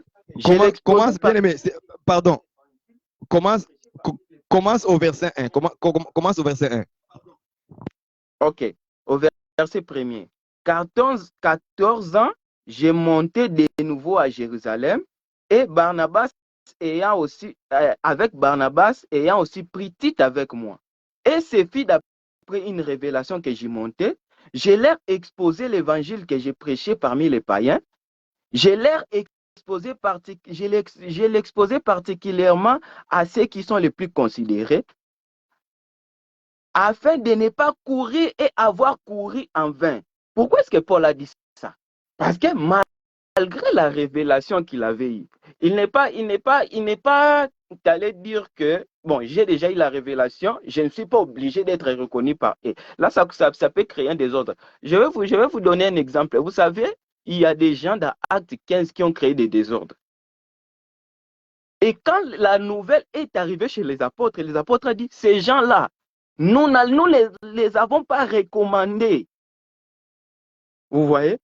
C'est ce que les apôtres disent dans Actes chapitre 5, dans leurs lettres. Il dit que les gens-là sont venus chez vous, là, qui sont venus chez vous là, nous ne les avons pas recommandés. C'est-à-dire qu'au temps des apôtres, il y avait des recommandations. Non, des gens qui sont venus, non, laissez-les prêcher chez vous. Parce que vous verrez quelque part dans 1 Corinthiens, dans 1 Corinthiens ou 2 Corinthiens, Paul est en train de demander aux Corinthiens, est-ce que moi vraiment j'ai besoin d'une lettre de recommandation chez vous? Cela veut dire qu'il y avait des gens qui avaient besoin de lettres de recommandation. Pourquoi? Pour ne pas créer des désordres dans les assemblées. Maintenant, pour avoir une lettre de recommandation, il faut que ce soit quelqu'un qui, lorsqu'il prêche, on sait que ce qu'il prêche, c'est la parole. On ne peut pas laisser quelqu'un, vu qu'il a dit que non, j'ai aussi reçu la grâce.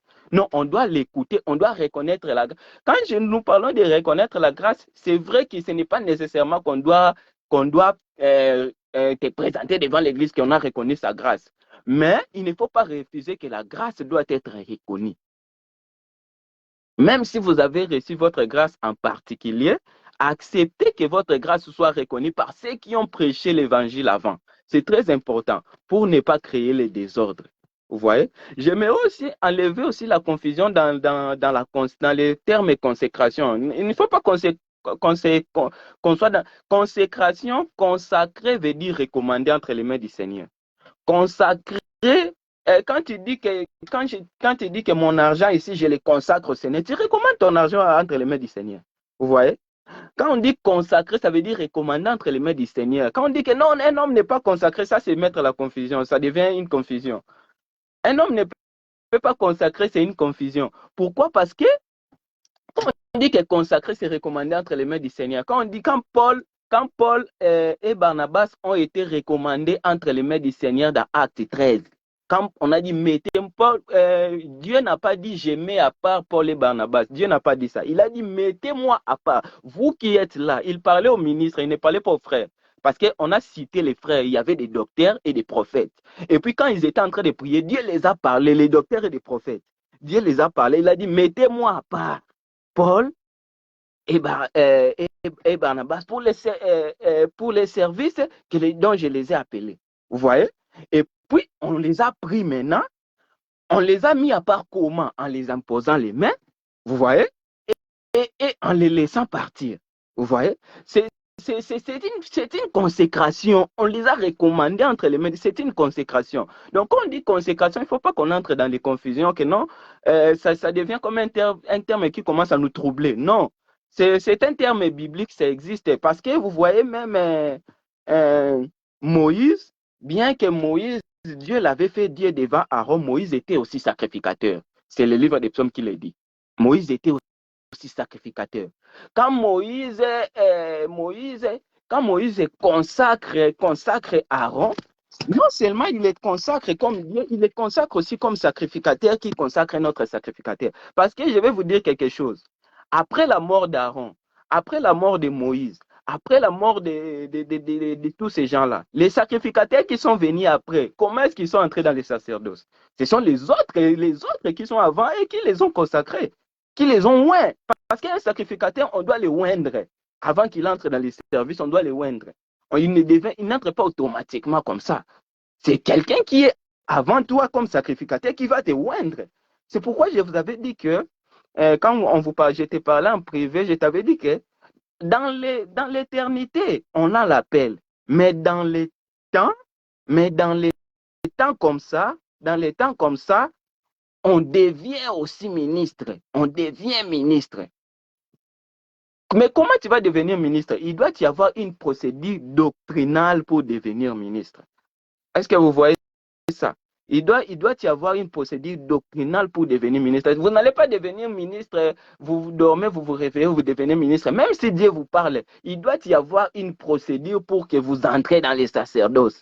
Sinon, ça sera du désordre. Tout le monde va commencer à devenir ministre. Tout le monde va commencer à devenir ministre. Ça sera des désordres. Vous voyez? Ça sera des désordres. Voilà pourquoi, chez les apôtres, il fallait des recommandations, il fallait exposer l'évangile, même si vous avez des révélations, il faut l'exposer, il faut qu'on vérifie, donc c'est ça la parole. Hein? Donc, je voulais un peu vous donner ces choses-là pour que vous compreniez qu'il faut qu'il y ait de l'ordre. Dieu n'est pas un Dieu de désordre, il faut qu'il y ait de l'ordre dans nos assemblées. Il faut qu'il y ait une procédure doctrinale. Ok, merci beaucoup mon frère.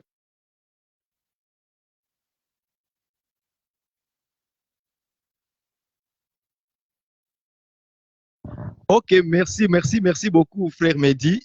Frère Mehdi a exposé sa pensée. Nous disons gloire au Seigneur. Je ne sais pas si quelqu'un d'autre a un avis contraire. Bonjour, mon frère David vient d'arriver. Je ne sais pas si quelqu'un d'autre a un avis contraire. Nous venons d'écouter les bien-aimés Mehdi. Je pense que vous avez tous écouté ce qu'il a dit. Il y a une procédure à suivre pour devenir un ministre.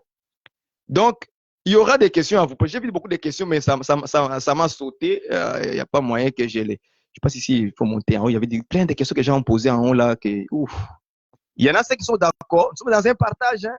Il y en a ceux qui sont d'accord avec ces procédures. J'ai vu des amen, des exacts, très bien, des choses comme ça. Ok, j'ai vu des gens qui sont d'accord avec la vie des bien-aimés et Mehdi. Ok. Donc, avec le docteur aussi, Joao Gongo, lui aussi, il a dit amen, amen. Cela me prouve qu'ils sont tous du même avis que le bien-aimé Mehdi. Mais moi, j'ai dit que je ne suis pas totalement du même avis avec le bien-aimé Mehdi. Moi aussi, j'ai une autre pensée d'abord contraire. Premièrement, d'abord, par rapport, je vais aller directement à la fin, qu'il a dit d'Aaron et de Moïse, hein, que moi-même, je l'ai exposé hier, que de Moïse, il était au sacrificateur. On a mis Moïse parmi les sacrificateurs aussi, comme Aaron. Moi, j'ai dit que lorsque Moïse est en train de consacrer Aaron au sacerdoce lévitique à ce moment-là, Hébreu a dit que c'est Dieu qui a appelé Aaron. Et il y a une version que le bien-aimé Jackson a donnée. Il dit qu'il n'y a personne qui se donne l'honneur d'être le grand prêtre s'il n'est pas appelé de Dieu. Là, nous sommes dans le sacerdoce vraiment là, dans les consécrations d'Aaron au bien-aimé Mehdi. Là, c'est vraiment dans le sacerdoce d'Aaron vraiment là. Là, on a présenté Dieu dans Hébreu mais dans la pratique, en Exode, on voit c'est Moïse à qui on a demandé de faire le travail. C'est pour ça que j'ai dit que quand vous voyez Moïse faire le travail de consécration chez Aaron, il n'est plus Moïse normal, mais il devient Dieu lui-même qui fait son travail à travers Moïse. C'est pour ça qu'Hébreu a présenté Dieu dans Hébreu chapitre 5, verset 4, je crois, ou 7, je ne sais pas, quelque chose comme ça. On a parlé de Dieu au lieu de parler de Moïse en tant que sacrificateur. Parce qu'il y a une différence. Moïse, c'est un type qui a beaucoup de titres, si je peux dire ça. Il est roi, il est sacrificateur, il est prophète, il est Moïse loi. Vous voyez, Moïse a plusieurs attributs, voilà les mots, a plusieurs attributs. Mais il faut savoir maintenant utiliser bien ces attributs dans un aspect précis. Si on ne l'utilise pas dans un aspect précis, c'est comme ça que vous allez prendre Moïse comme sacrificateur pour donner raison que tout homme de Dieu d'abord consacré un frère pour devenir ministre. Est-ce que vous voyez ça? Or, moi, selon ce que moi je vois dans la Bible, là, Moïse, quand il consacre Aaron avec Hébreu, si je prends avec Hébreu 5 et 4, si je ne me trompe pas, ok, là, nous comprenons que c'était Dieu qui a été de consacrer Aaron. Est-ce que vous voyez ça? Mais en utilisant Moïse, c'est comme ça que moi je vois l'écriture d'abord. Maintenant, utiliser Moïse comme prophète, ça sera autre chose. Utiliser Moïse comme sacrificateur, ça sera autre chose. Utiliser Moïse comme roi, ça sera autre chose. Ça ne prendra pas la même attribut. Parce que Moïse va changer de forme. Il est aussi Moïse comme loi. Tu vois, il va changer des images comme ça, des types, des attributs. Donc, là, je pense qu'à ce point d'abord, je ne sais pas d'accord, moi je ne serai pas d'accord avec toi. Parce que Moïse consacre Aaron, automatiquement il devient sacrificateur. Donc là, on donne raison au ministre aujourd'hui de faire comme Moïse comme sacrificateur, qui consacre un autre sacrificateur. Tu vois un peu quoi? Tandis que quand nous voyons les éléments, c'est pour ça que j'ai dit que nos voisins, là, ce qu'ils font là, ils ont copié ça chez Moïse. C'est pourquoi il prend ça noir sur blanc. Il met les toges, la ceinture, le chapeau en haut, ainsi de suite. Les frères Joao me dit, reste dans le contexte, mon frère. Mais quel contexte? Docteur, nous sommes dans le partage. Quel contexte? Je suis dans le contexte. Je prends ce que le frère a dit par rapport à Moïse d'abord, que moi je ne suis pas d'accord sur ces points-là. Et après, on va retourner chez. Ah, le temps est pressé. Le temps est pressé parce qu'il est déjà 14 heures. Moi, je dois aller prendre ma femme au travail et puis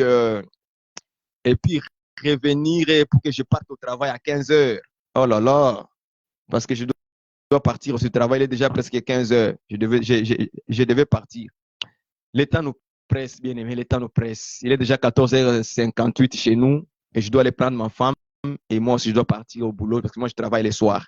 Je ne sais pas si vous allez me comprendre. Bonjour, apôtre bien-aimé Gauthier Kumbufomba.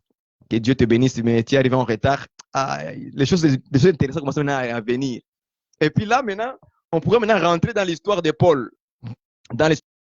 Moi, j'ai exposé par rapport à Moïse. Je ne suis pas d'accord que Moïse, là-bas, c'est le ministre qui doit en fait... qui devient ministre pour commencer à consacrer tout le monde. Sinon, les voisins ont raison de mettre les toges et de mettre les ceintures, de mettre les chapeaux comme diadème au temps de Moïse, parce qu'ils ont pris ça noir sur blanc. Alors nous, on ne va pas prendre ça noir sur blanc, on enlève certains éléments et puis on dit que ça, c'est Moïse, c'est l'homme de Dieu qui consacre. Maintenant, où est la toge, où est les ceintures, où est les vêtements sacrés, où est tous ces gens, ils sont où? Ils ne sont pas là. Donc les voisins ont raison de faire ça comme ça. Si on voit dans le sens textuel, on veut prendre ça, amener ça dans la nouvelle alliance, c'est-à-dire qu'il faut qu'on mette les toges, les ceintures, les chapeaux, ainsi de suite, avec, comme les catholiques font, ils donnent avec une verge, tu vois, une verge pour dire la conduite. Tu vois un peu quoi. Donc là, je ne serais pas d'accord. Ces éléments-là, moi, je les prends toujours dans la prophétie et dans la révélation, et jamais dans la doctrine. La consécration d'Aaron, moi, je les prends toujours dans la révélation et la prophétie. Si on veut aller dans la doctrine, c'est-à-dire ce que nous devons pratiquer, si on rentre là-bas, on touche là-bas, ça ne va pas fonctionner. Donc, sinon, on va donner raison aux voisins. Les voisins auront raison. Deuxième chose, par rapport à la consécration, je vais répondre rapidement. Ça, c'est moi, on est dans un partage, ça, c'est moi qui parle. De façon que moi, je vois les choses comme ça. Okay? Consécration, comme tu l'as dit, ça dépend des versions bibliques, comment ils ont défini, ils ont écrit les mots là, le verbe consacré. OK? Et parfois, quand on a lu dans Galates chapitre 2, verset 9, il y a une version qui a dit, version Bible Semeur. Et il dit que Jacques et Jean, qui sont considérés comme colonnes de l'Église, reconnus que Dieu m'a donné cette tâche particulière. Et c'est pourquoi ils ont serré la main à Barnabas et à moi en signe d'accord de communion.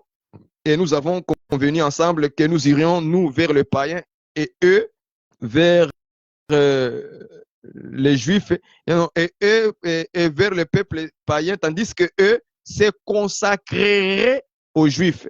Tu vois qu'ici, dans la version Semeur, au lieu de dire qu'ils vont aller vers les Juifs, ils ont dit qu'ils vont se consacrer vers les Juifs. Donc, ça dépend toujours des versions bibliques, comment ils ont utilisé les mots en fait consacrés. OK? Je peux être d'accord avec toi là, c'est parfois les mots consacrés, il y a les gens qui les prennent dans ce sens-là. OK? Mais en réalité, c'est ça que moi je voulais dire. En réalité, les mots consacrés là, que les hommes de Dieu vont utiliser pendant la prière, c'est plutôt pour dire que c'est lui qui te consacre. Pourquoi j'ai dit ça? Ce n'est pas dans le cadre de toi, tu veux nous définir comme étant te remettre, je ne sais pas si c'est-à-dire te remettre entre les mains du Seigneur, quelque chose comme ça. Non, c'est dans le sens pour dire que c'est moi qui te consacre, c'est moi qui t'établis ministre. Alors, le jour où ça va barder là, le jour où ça va barder, ou bien le jour où tu vas faire des fautes ou des péchés, alors les ministres là vont te dépouiller de ton ministère parce que c'est eux qui t'ont donné ça, c'est eux qui t'ont consacré. C'est vraiment dans le sens là que moi j'ai refusé que c'est Dieu seul qui consacre un homme au ministère. Parce que le ministère appartient d'abord à Jésus et Jésus donne ça aux hommes selon Éphésiens 4. Il donne aux uns, il donne aux uns, il donne aux uns, selon les Écritures, hein, il donne, il donne, il donne, il donne. OK? Par rapport maintenant à la procédure, selon ce que moi je crois, à la procédure là que tu as donnée, OK? Moi, je ne crois pas ça comme ça. Je ne crois pas ça comme ça. Pourquoi? Parce que, est-ce que les gens là les plus considérés là, mon frère me dit, dis-moi aujourd'hui c'est qui? Ce sont des qui? Hein? Mettons ça tous ensemble. Les gens qui sont les plus considérés là, ce sont des qui aujourd'hui, à qui nous devons tous aller? Moi aussi, j'ai envie d'y aller les rencontrer, les gens là qui sont les plus considérés. C'est qui maintenant aujourd'hui? Parce qu'aujourd'hui, maintenant, il y a plusieurs ministres dans le monde entier. Ah oui, frère, le monde est rempli de ministres maintenant. Au Japon, en Amérique du Nord, en Amérique du Sud, en Afrique tout entière, venons en Asie. Partout maintenant, il y a des ministres. Maintenant, qui sont les gens les plus considérés à qui on va y aller les rencontrer? Exposer nos messages, exposer l'évangile que nous avons réussi, que nous prêchons ici au Canada. S'ils sont de qui? J'aimerais la réponse là-dessus. Je pense que demain, on va continuer le vendredi. On va encore continuer sur le même sujet. Moi, je pensais que je vais mettre fin. Je pense qu'il y a encore d'autres choses à dire. C'est intéressant. Frère me dit, je ne sais pas si demain tu seras disponible parce que moi, mon temps est fini. Je dois aller prendre ma femme au travail. Et moi aussi, je dois partir à travailler pour les gagne-pain de la maison, de la famille. la vie de la terre, la vie de la terre. Ah, oui, frère, je n'ai plus le temps. Oh, s'il vous plaît, me dit. Oui, je sais. Je n'ai plus le temps en ce moment. S'il vous plaît, la 5e partie sera demain. Si vous êtes là demain, il n'y a pas de problème. Si demain, même heure, 19h, demain, je ne travaille pas. Demain, au Canada, nous avons congé. Le 1er juillet, nous avons congé au Canada. Parce que le 1er juillet tombe le samedi. Alors, le gouvernement a décidé de les ramener ça les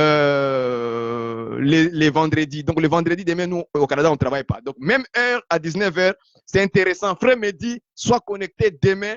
On va encore venir là sur le partage. S'il vous plaît, permettez-moi que je parte prendre ma femme. Parce que là, je suis déjà en retard. Permettez-moi qu'elle ne puisse pas me chicaner là. Moi, je n'aime pas que ma femme soit fâchée. Je n'aime pas ça. Permettez-moi, est-ce que vous me permettez de partir, s'il vous plaît? On est dans un partage, ce n'est pas prédication là, prêcher. Permettez-moi, s'il vous plaît, de partir prendre ma femme au travail. Ok. Je vais voir les oui, frère, ou non, on continue. Je ne sais pas, moi. Permettez-moi d'y aller. Je ne veux pas que ma femme soit en colère. Je n'aime pas ça. Ok, merci beaucoup pour votre accord. Donc, on fait un signe, hein? On se serre la main.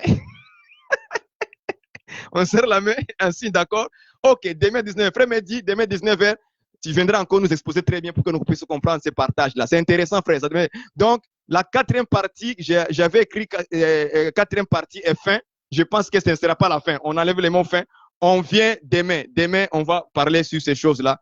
Encore le même sujet, la consécration, en fait, la main d'association, l'imposition des mains, tout ce que vous voulez sur le même sujet. On va rester là-bas. Merci de m'avoir accordé. Que Dieu vous bénisse. Je dois courir très vite pour aller prendre madame au travail. Bye bye et à la prochaine. Que Dieu vous bénisse. C'est ma prière.